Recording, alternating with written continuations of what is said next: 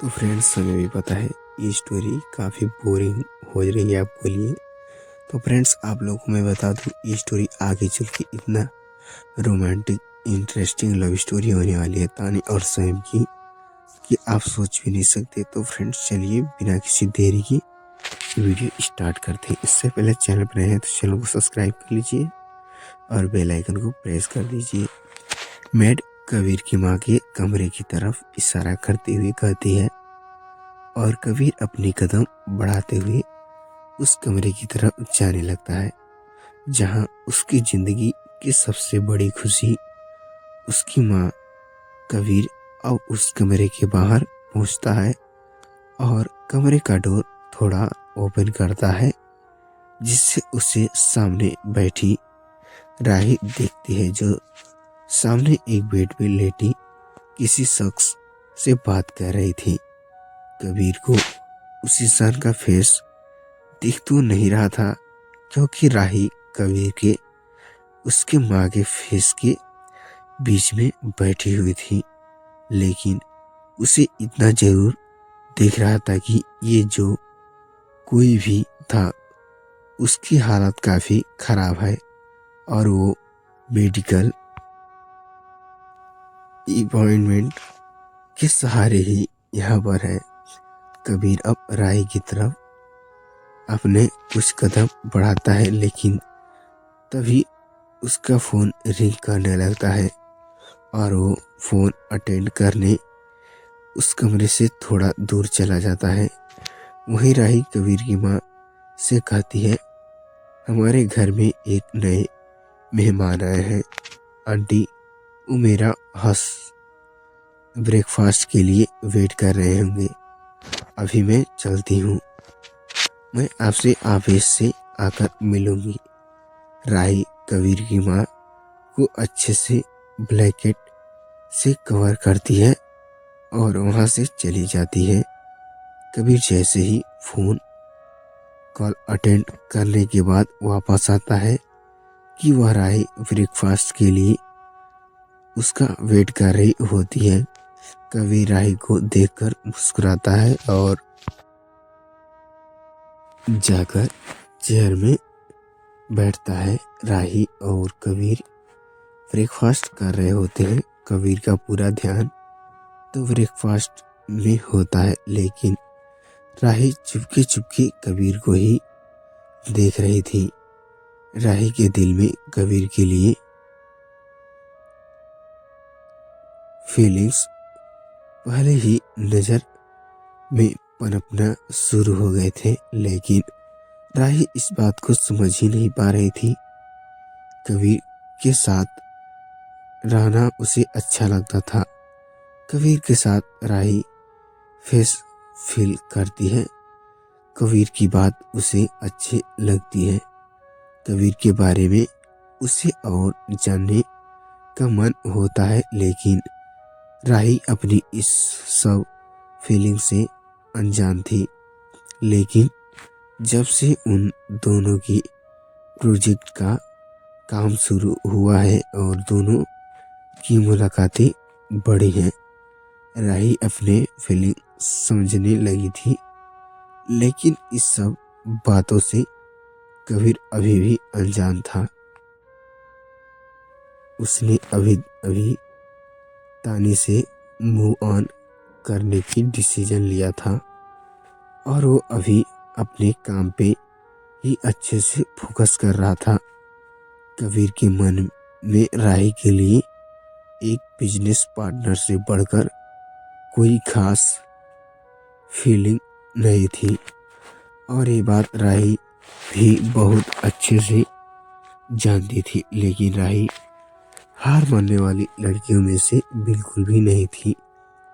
राही थी कि कबीर को मूव ऑन करने का टाइम लगेगा और शायद ही कबीर कभी राही को फीलिंग को एक्सेप्ट करेगा। लेकिन राही फिर भी अपनी इस फीलिंग को एक मौका देना चाहती थी। राही कबीर को ऐसे ही अपने ख्यालों में खोई हुई बीच बीच में कबीर को ही देखे जा रही थी।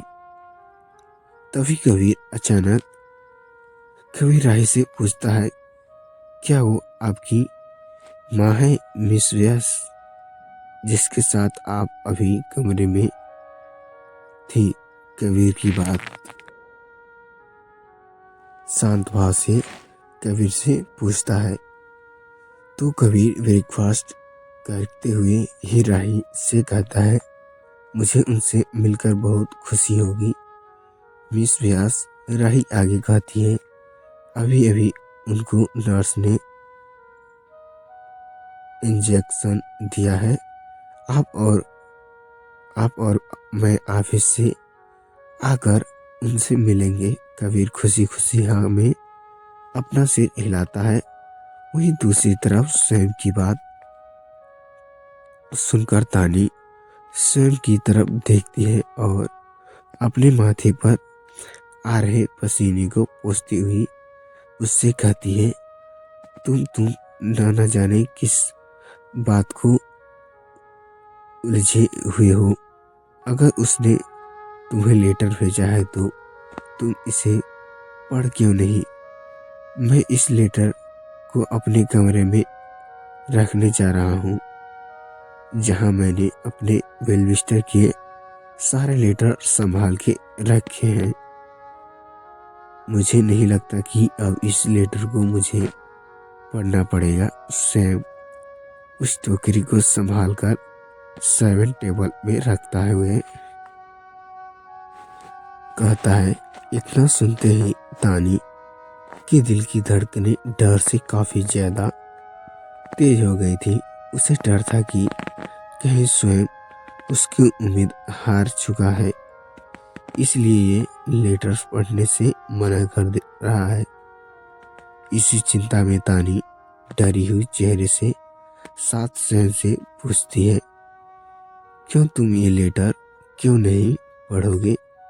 तानी की बात जैसे ही खत्म होगी, स्वयं तानी की कमर पकड़कर अपनी तरफ खींच लेता है और उससे अपनी डिप और धीमी आवाज में कहता है, क्योंकि मेरी वेलविस्टर मेरे सामने खड़ी है। अब जो अभी मुझे उसे कहना होगा, हम एक दूसरे से कह सकते हैं ना स्वीटहार्ट। तानी अपनी आंखें फाड़े हैरान से स्वयं को देख रही थी। उसे अब तक यकीन नहीं हो रहा था कि स्वयं ये बात जान चुका है कि तानी ही उसकी वेलविस्टर है। तानी की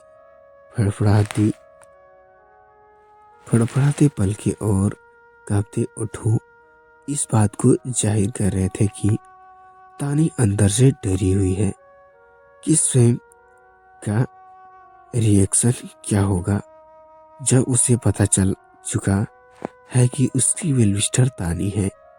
तानी नर्वनेस से अपना थूक निकलना है और कांपती ओठों से कहती है, तुम्हें कैसे पता चला कि तुम्हारी वेलविस्टर मैं हूँ?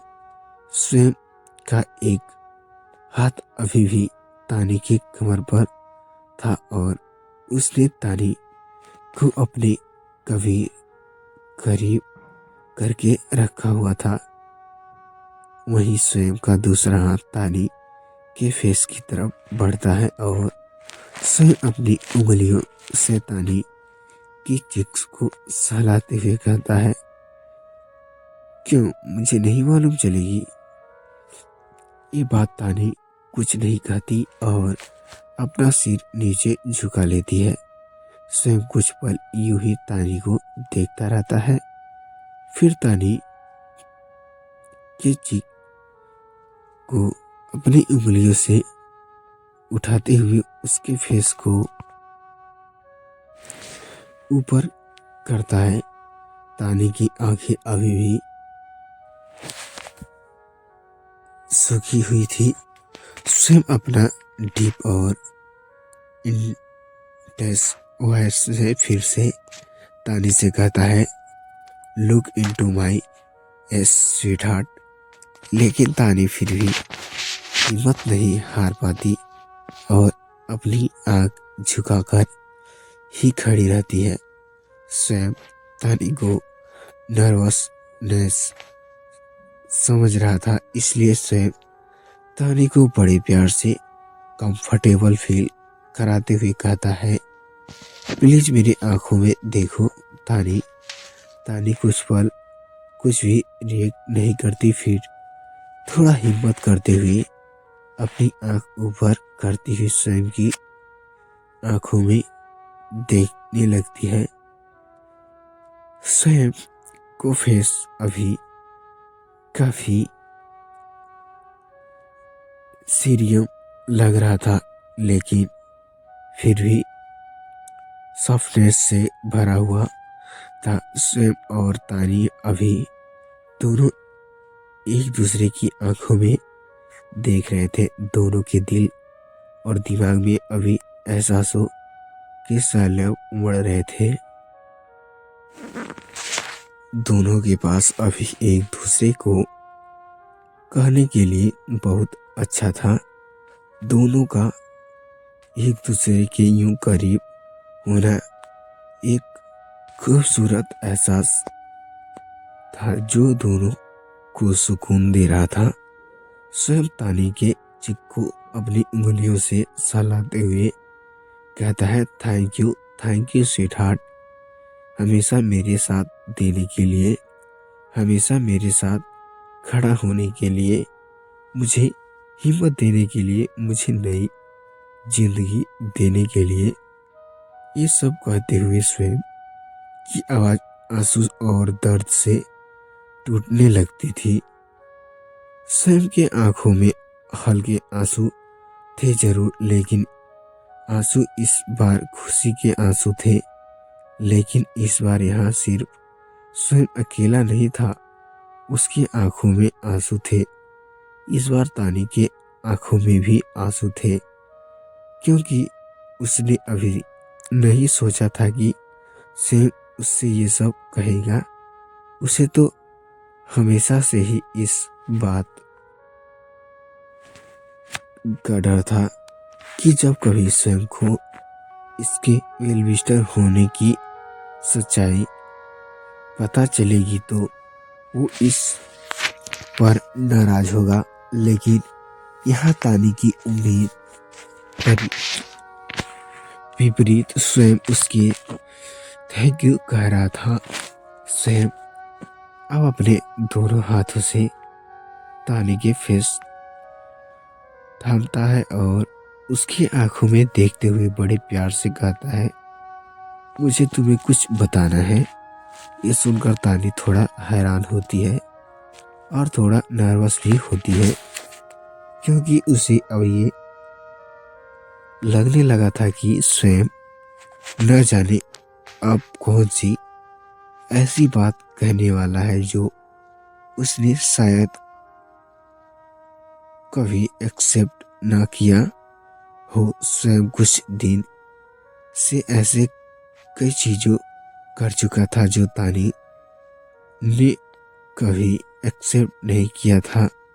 वहीं स्वयं अभी अंदर ही अंदर अपनी सारी हिम्मत इकट्ठा कर रहा था। उसे आज अपनी हिम्मत, उससे प्यार की बहुत जरूरी थी। स्वयं इसलिए अपनी हिम्मत इकट्ठा कर रहा था, क्योंकि स्वयं तानी को बताने वाला था कि स्वयं अपनी वेलविस्टर को ही हमेशा से ही पसंद करता है और स्वयं आज फाइनली अपनी तानी को प्रपोज करने वाला था। स्वयं तानी की आंखों में गहराई से देख रहा था। स्वयं का दिल की धड़कनें काफी तेज थी। स्वयं आज इतना ज्यादा नर्वसनेस फील कर रहा था जितना आज तक उसने कभी भी फील नहीं किया था। स्वयं ये बात बहुत अच्छे से जानता था कि तानी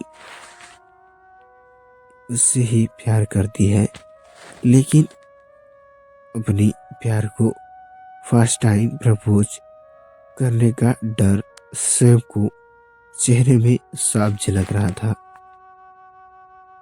स्वयं के हाथों में हथेलियों में घबराहट से पसीने आना शुरू हो गए थे। स्वयं अपना थूक निकलता है और हिम्मत करके हुए धीमी आवाज से तानी से कहता है, I have something hang to tell is him.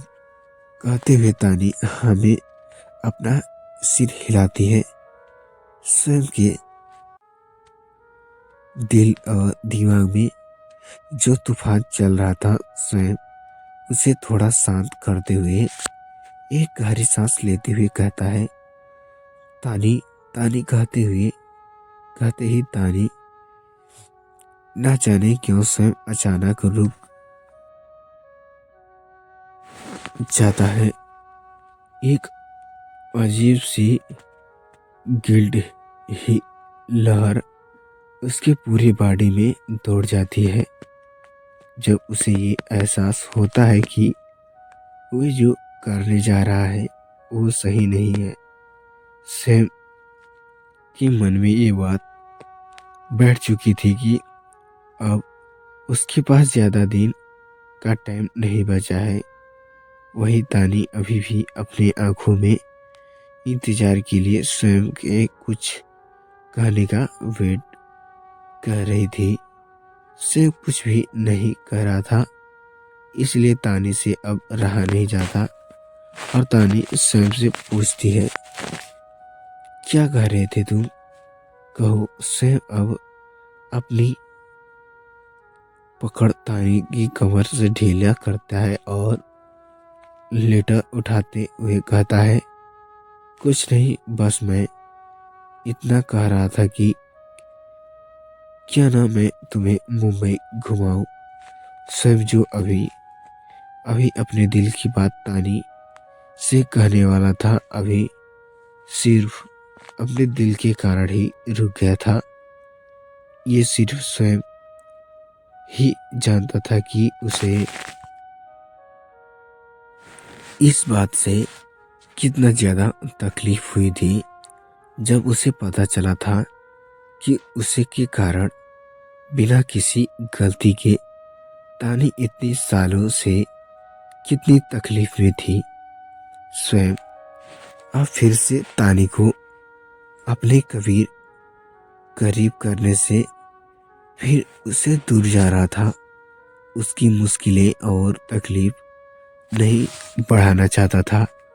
स्वयं को जब दोबारा अपने हार्ट डिसीजन के बारे में पता चला तो वो अपनी ज़िंदगी खत्म होने से पहले बस तानी को एक बार देखना चाहता था और इस बार उसकी किस्मत ने भी साथ दिया था और स्वयं तानी से दोबारा मिला भी पास था।